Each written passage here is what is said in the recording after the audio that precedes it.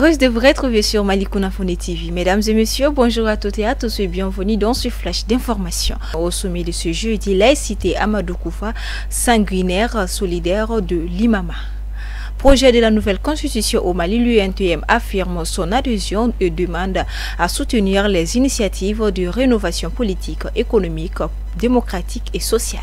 Le président du Haut Conseil islamique du Mali, Seyd Cherif Ousmane Madane Haïdara, depuis Paris, j'exprime mon soutien total au projet de constitution. De faire entre la CEMA et le gouvernement malien jusqu'où peut aller la confrontation.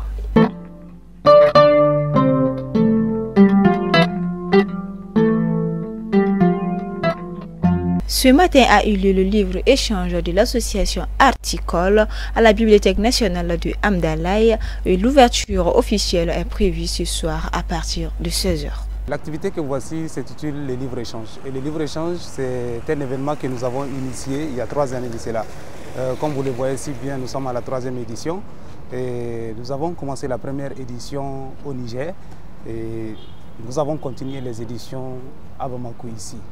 Et aujourd'hui, nous sommes à la 3e édition qui a pour thématique « Lire pour se construire ».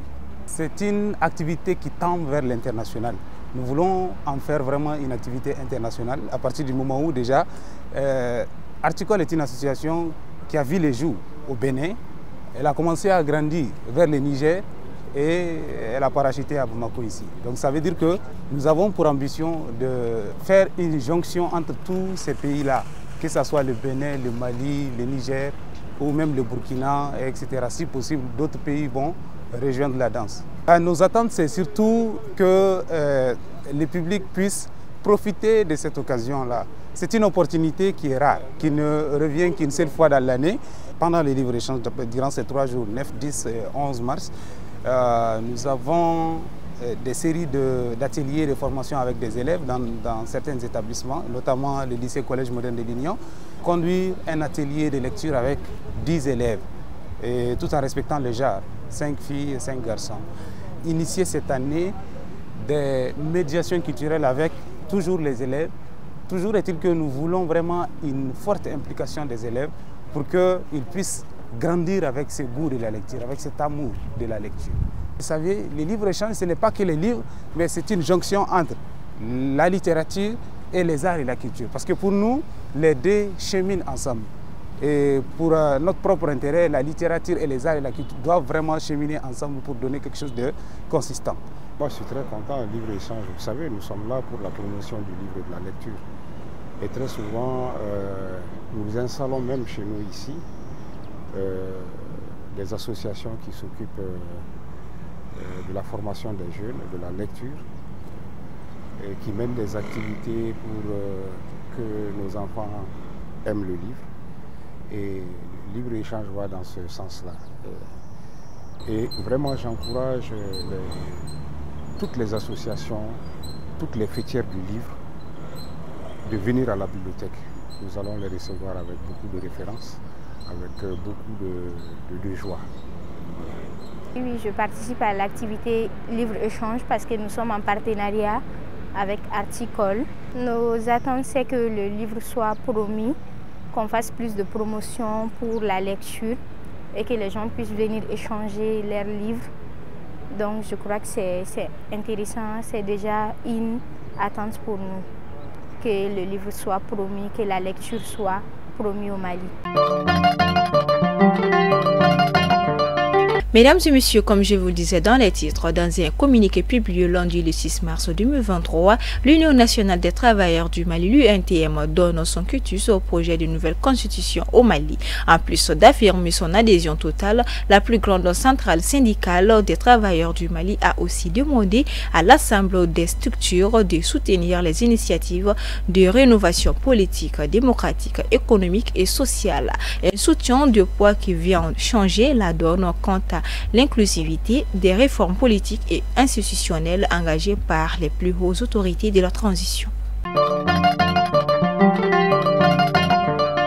Le FESPACO a célébré le 26 février 2023 à l'hôtel de ville de Ouagadougou les professionnels qui font la fierté du cinéma africain. Une vingtaine de trophées ont été décernés à des actrices et à des figures de l'ombre du 7e art lors de ces Celebrity Day.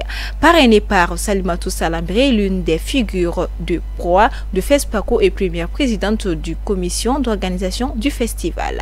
Parmi les lauréates figurent des Maliennes comme Fatoumata Coulibaly, FC la Mama Nationale, Assetou Kone, Salimatou Tapili, ainsi de suite. Les Burkinabés Aminata Ouedraogo Bakayoko, Martine Somé, Delphine Ouattara, Augustine Palanfo, Valérie Kabore, Fanta Regina Macro, Monandjaye, Mamounata Nikima, Apolline Traoré, Aminata Glaise Diallo, Di Kadijoli étaient aussi à l'honneur, tout comme la franco-burkinabé Claire Diao, Karine Bado, Afia Malo Togo, Salimata Kamati Côte d'Ivoire, Kishmat Bagiri Benin, Samantha Bifo Gabon, Ramatou Keita Niger, Jihan El Tahir Égypte, Kalista Sidiop, scénariste du série à succès Maîtresse d'un homme marié et sa compatriote Angèle Djambag. A noter que Madame Haïdara Aïssata Sissé du château Fatoumata Diawara d'ici étaient les invités d'honneur de cet événement. Organisé pour la première fois en 2017 au Celebrity Day où les journées des célébrités se sont imposées au fil du temps comme l'une des articulations majeures du Festival panafricain du cinéma et télévision du Ouagadougou FESPACO. Bien aussi cité dans les titres, l'un des lieutenants du sanguinaire terroriste Amadou Koufa a encouragé la Ligue des imams appelée l'imama à s'opposer à la laïcité dans la nouvelle constitution du Mali qui sera soumise au référendum. Cette récupération de l'opinion des imams qui s'y sont accommodés jusqu'ici de la laïcité n'est pas surprenante. Tout le monde sait que ceux qui sont en train de mettre le Mali à feu et sont au nom de l'islam ont des soutiens ici à Bamako. Elles ont toujours été déterminantes dans les luttes sociopolitiques du Mali, tout comme celle du soulèvement ayant abouti à la chute d'Ibeka. 3 ans après, les femmes maliennes se disent trop peu associées à la gestion politique. Bien aussi figuré dans les sommaires. Mission reçue, c'est du moins ce que nous pouvons dire suite à notre article du mercredi qui révélait la présence des émissaires à Paris pour remettre le projet de la Constitution au shérif Ousmane Madane Haïdara. Dans une lettre confidentielle adressée aux autorités algériennes et qui a fuité sur les réseaux sociaux, le gouvernement malien accuse la coordination des mouvements de l'Azawad de violations répétées de l'accord d'Alger et de coalition manifeste avec les groupes terroristes. Dans ce contexte, jusqu'où peut aller cette confrontation entre la CEMA et le gouvernement malien?